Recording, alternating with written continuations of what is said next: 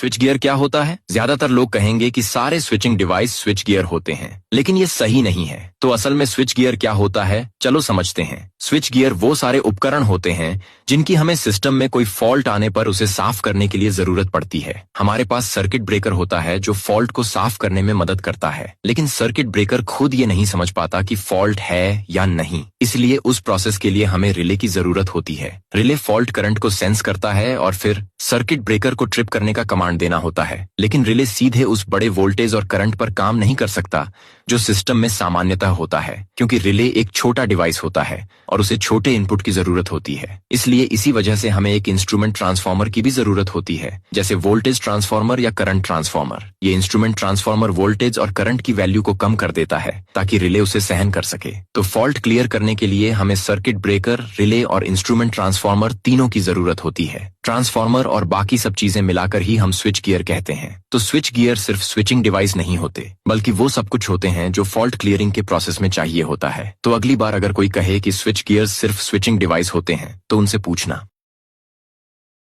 Switch gear क्या होता है?